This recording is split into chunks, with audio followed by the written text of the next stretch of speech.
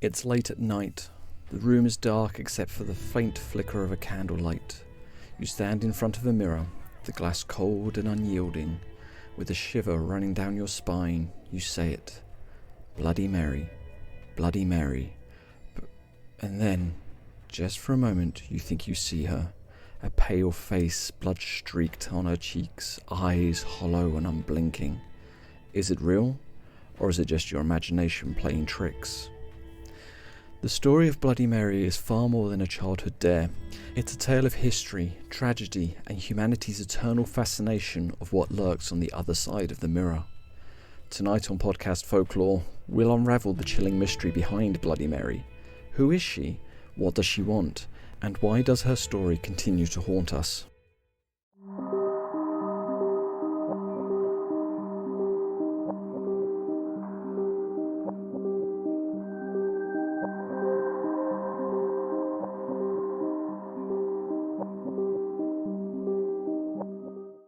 Welcome to Podcast Folklore. I'm Kriss, your guide into the shadowy corners of myth and legend.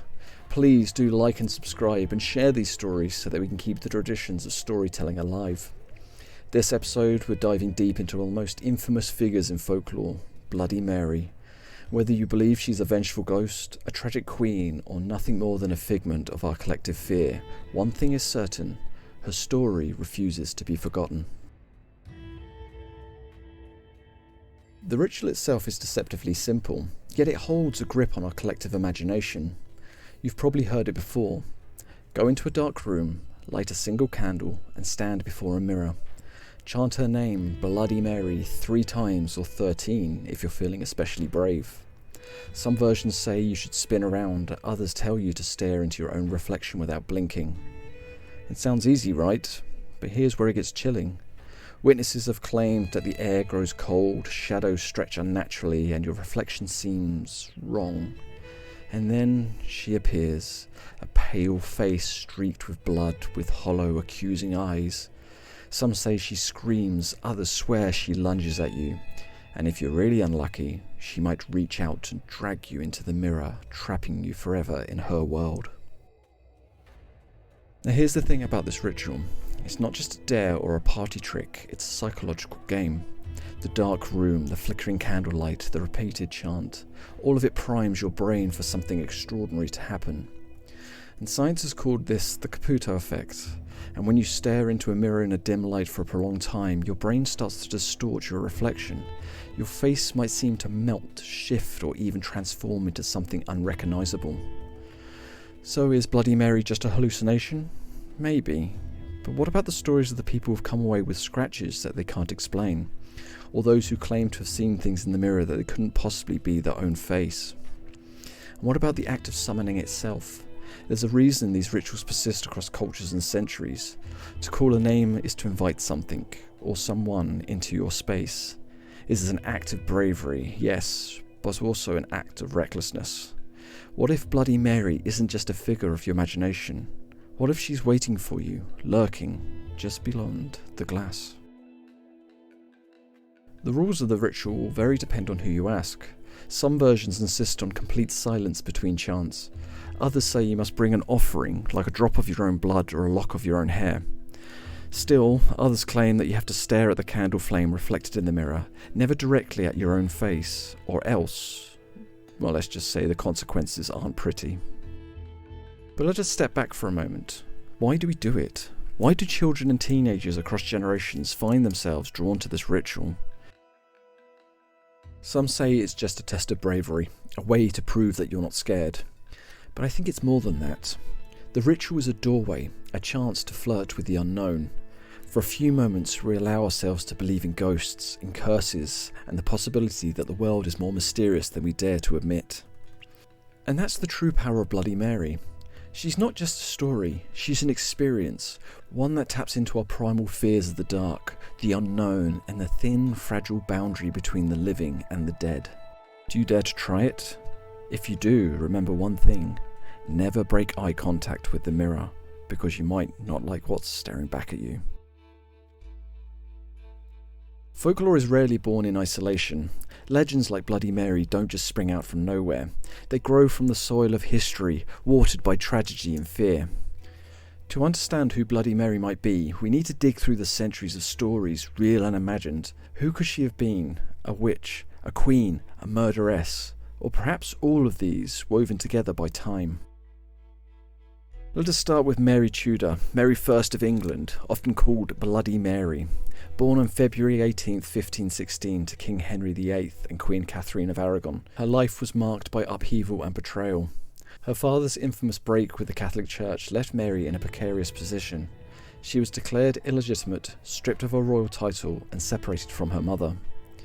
Imagine growing up with the knowledge that your father cast you aside, not for what you did, but simply because you existed. Mary's early life was shaped by rejection and loneliness, and her faith in Catholicism became her anchor. But when Mary became queen in 1553, her faith took a dark turn. Determined to restore Catholicism to England, she launched a campaign of persecution against Protestants. Over 280 people were burned at the stake for heresy during her 5-year reign. The smell of burning flesh filled the air, and Mary's name became synonymous with terror. Yet her nickname, Bloody Mary, might not be entirely fair. Mary's reign was bloody, yes, but no more than many monarchs of her era. Her father, Henry VIII, ordered far more executions, yet remember him for his 6 wives, not his acts. Mary's legacy as Bloody Mary may say more about the way history views powerful women than it does about her actions. But here's the twist. Some believe Mary's spirit lingers, trapped by her unfulfilled desires. She longed for a child, yet she suffered from phantom pregnancies and devastating miscarriages. Imagine carrying the hope of a new life within you, only for it to vanish into nothingness. Could this grief-stricken queen forever search for a lost child be the face we see in the mirror? Now let us turn our gaze eastward to Hungary and to one of history's most infamous figures, Elizabeth Bathory, the Bloody Countess. Born in 1560, just 2 years after Mary Tudor's death, Bathory was a Hungarian noblewoman with a reputation steeped in blood. Literally. Bathory was accused of torturing and killing young women, servants, peasants, and anyone who crossed her path. Some accounts claim she believed bathing in their blood would preserve her youth, an image that she had cemented on one of history's most macabre villains. But how much of her story is true? Modern historians suggest that Bathory's crimes may be exaggerated or even fabricated by political enemies. After all, she was a powerful woman in a patriarchal society, and power always attracts enemies. Still, the legend of the Blood Countess endures, and it's easy to see how her bloody legacy could merge with Bloody Mary. A woman drenched in blood, her spirit angry and vengeful, staring back at you from a mirror. It's almost too perfect. Next we step into the misty woods of colonial America, or perhaps medieval Europe, where the legend of Mary Worth takes root. Mary Worth is said to have been a healer, or perhaps a midwife accused of witchcraft. In some versions of the story, Mary lived in isolation, practicing herbal medicine and tending to the sick. Her neighbours, suspicious of her knowledge and independence, branded her a witch. During the witch trials, a time when fear and hysteria turned communities against one another, Mary was tortured and executed. Her death, however, was not the end. Legend has it that Mary's spirit clung to the mirrors of her accusers, waiting for the chance to exact her revenge. Her story aligns with the recurring theme in folklore, the unjustly wronged woman who returns as a vengeful ghost. Mary Worth's tale feels eerily familiar, doesn't it? It echoes through history, from the witch trials of Salem to the countless other stories of women who were scapegoated, punished, and ultimately transformed into something monstrous in the collective imagination. And here's what's fascinating. Each of these stories, Mary I, Elizabeth Bathory, Mary Worth, each stand alone as an inspiration for Bloody Mary. But folklore doesn't just work like history. It doesn't quite flow on a single thread. Instead, it's like a patchwork quilt, stitched together from different places, times and fears. Mary Tudor gives us the blood-soaked legacy of a queen. Elizabeth Bathory brings us the haunting image of a woman obsessed with blood and beauty. And Mary Worth provides the archetype of a vengeful witch. Together they form Bloody Mary as we know today, an amalgamation of fear, tragedy, and the supernatural. But why do we need her? Why has this legend endured? Perhaps because she taps into something universal, our fear of injustice, our fascination with vengeance, and our need to believe that even in death, our actions leave echoes. Bloody Mary isn't just one woman or one story. She's all of them, a collective memory of those who suffered, fought, and ultimately became more than human in our imagination. But there's still more to uncover, like why mirrors, of all things, became her prison. So stay with me as we look for these answers. So let's talk about mirrors. On the surface, they're mundane objects, just glass backed with metal reflecting whatever stands before them. But mirrors have always been more than that. They've been symbols, tools, and gateways. They hold a strange power both in folklore and in our imaginations. In the legend of Bloody Mary, the mirror isn't just a prop, it's a portal. It's the stage where the ghost appears, the thin veil between the physical world and something else. But why mirrors? Why have they become so central to the stories of ghosts, demons, and supernatural? And mirrors have been long associated with otherworldly realms. Across cultures, they're seen as gateways, reflective surfaces that don't just show the reality, but a hint of a parallel one. In Chinese mythology, mirrors were often thought to be portals to a hidden dimension. The reflection wasn't just yours, but it was your soul. And that's why breaking a mirror was considered bad luck. It was believed to shatter a part of your essence or release trapped spirits. In Victorian England, mirrors were covered up after death in a house. This practice wasn't just about respect, it was meant to preserve the deceased soul from becoming trapped in the glass, unable to move on. And then there's the practice of scrying, gazing into reflective surfaces to see the visions of the future or communicate with the dead. From ancient Greece to medieval Europe, scrying has been a tool for mystics and seers. Instead of a crystal ball, many use mirrors, peering into the depths of a glimpse at what lies beyond the veil of the ordinary. But mirrors aren't just mysterious in folklore, they're psychologically unsettling. There is something inherently eerie about seeing yourself reflected. It's you, but not you. Psychologists have studied this effect, known as the Caputo effect. When you stare at your reflection in a dim light for an extended period, your brain begins to distort the image. Your face may appear to melt, warp, and even transform into something unrecognizable. This phenomenon is likely caused by your brain trying to make sense of low-light conditions, but to someone performing the Bloody Mary ritual, it feels like the mirror has come alive. Have you ever stared at your own reflection too long? Maybe in the dead of night when the room is dark and the edges of your face seem to blur. There's a reason we get uneasy. It's a primal response. Mirrors show us what we think we know, but they also force us to confront our fears. What if the reflection moves when you don't? What if it doesn't look quite like you? Or worse, what if something else is standing behind you? The connection between mirrors and spirits isn't unique to Bloody Mary. Across cultures, there are countless stories of mirrors being tied to the supernatural. In Japan, there's tales of the Kagami no Onryo, or mirror ghosts. According to the legend, mirrors can trap the spirits of those who die in front of them. These spirits are said to linger, waiting to take the place of anyone foolish enough to stare too long. In Russian folklore, there's a belief that if you look into the mirror at midnight by candlelight, you might summon the devil himself. The dim light, the flickering flame, and the mirror's endless depth, it's the perfect recipe for the uncanny. And in Mexico, the story of La Llorona, the weeping woman, often involves reflective surfaces. While she traditionally haunts rivers, some tales suggest she appears in mirrors, searching for her lost children. Each of these stories shares a common thread.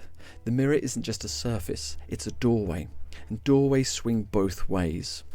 What you call might come through, but it also might pull you in.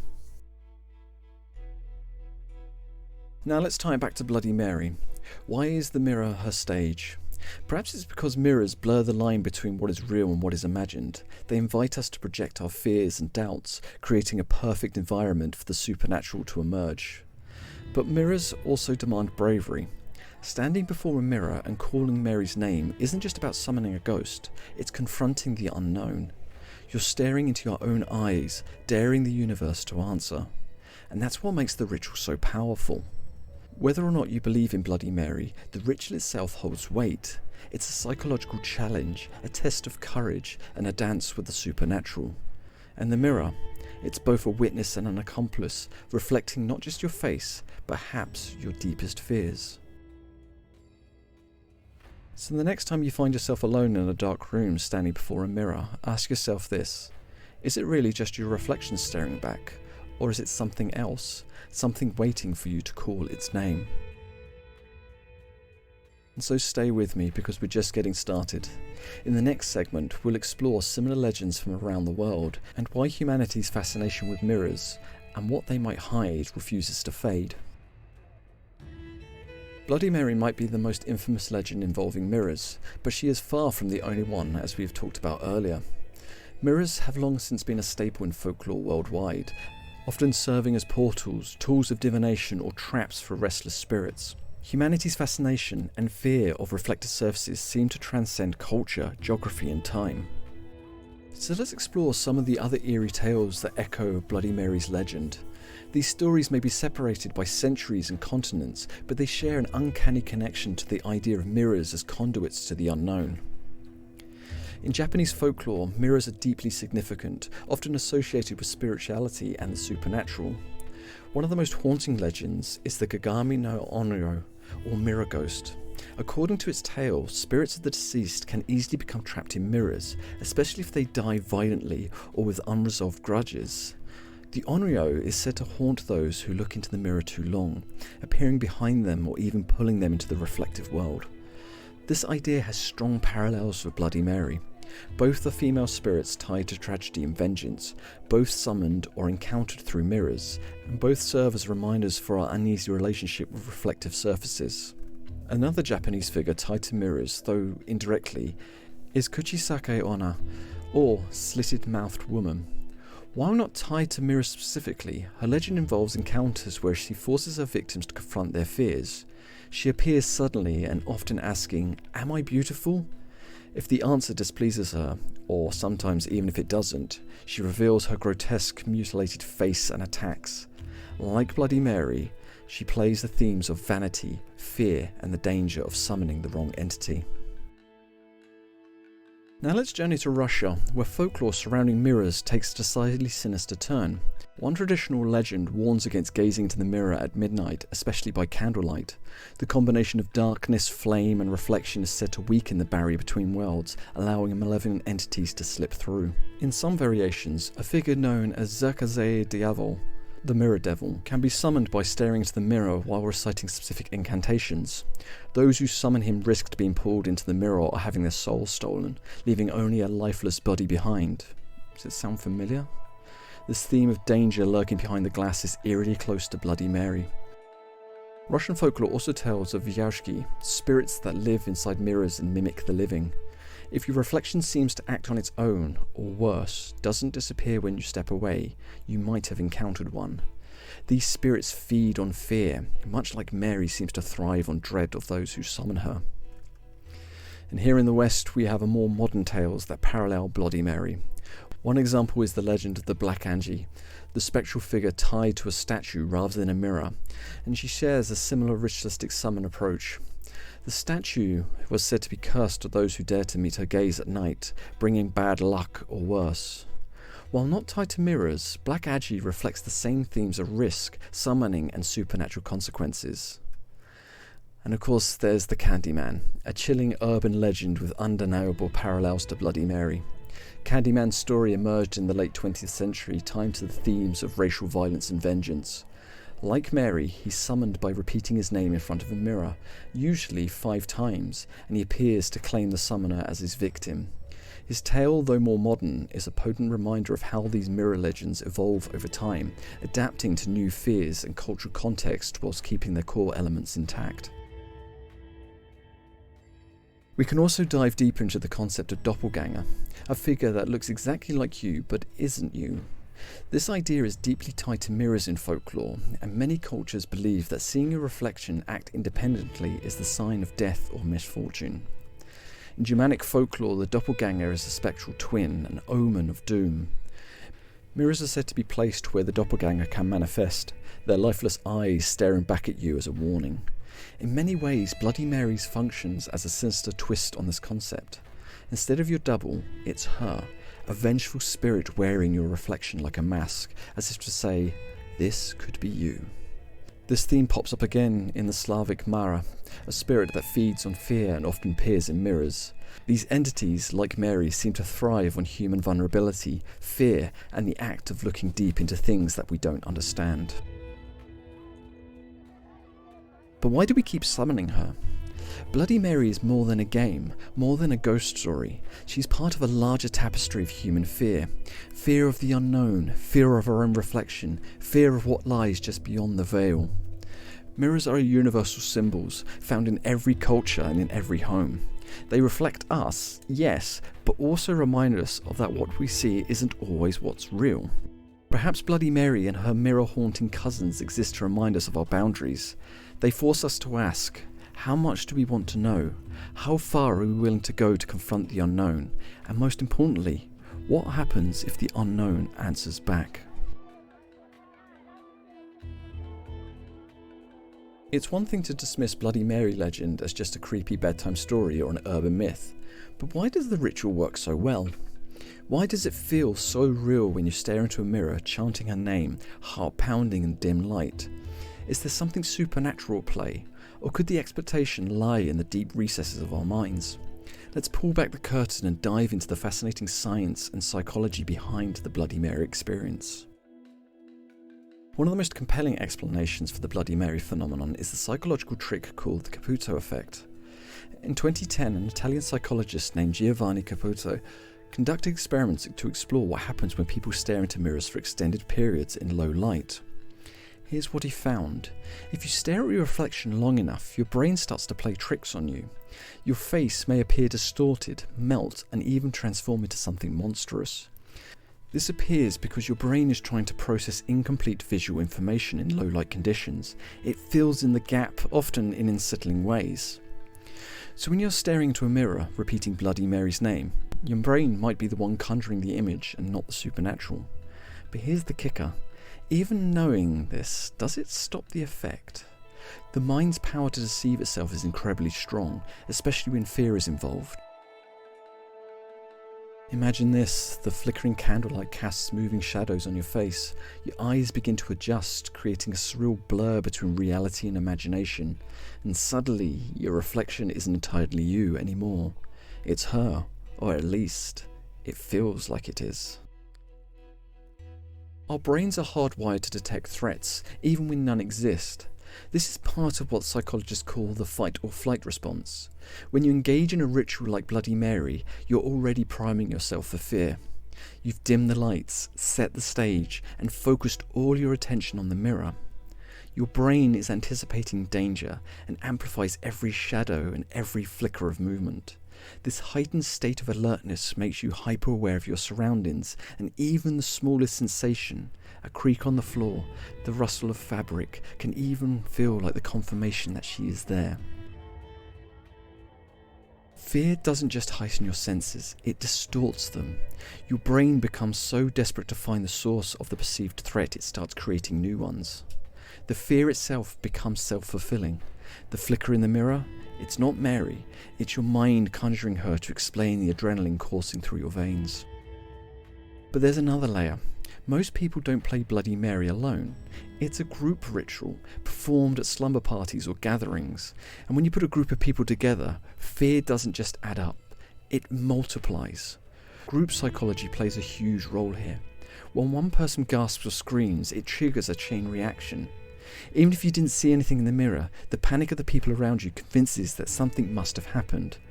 This phenomenon is called emotional contagion, and it's why ghost stories and horror movies are so much scarier when experienced with others.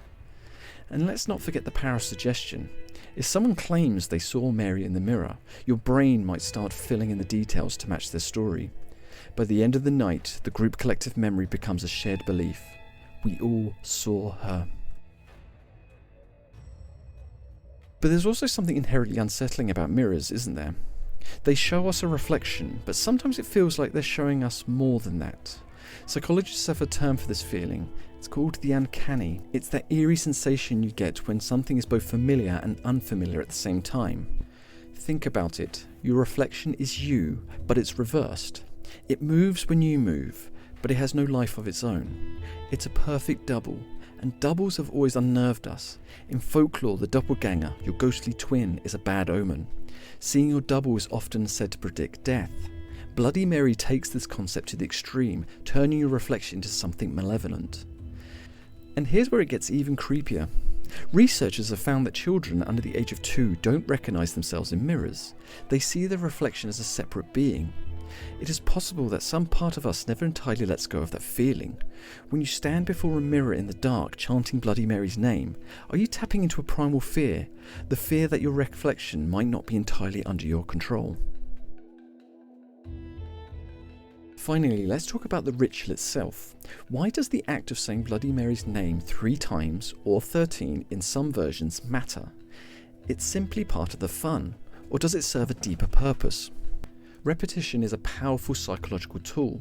In religious ceremonies, mantras and chants are often used to focus the mind and create a sense of connection with the divine. In the case of Bloody Mary, repeating her name over and over acts like a summoning spell, not for the spirit, but for your own fear. Each repetition heightens your tension, pushing you closer to the edge of panic. By the time you reach the final chant, you've worked yourself in such a state that even the slightest flicker in the mirror feels like undeniable proof of her presence.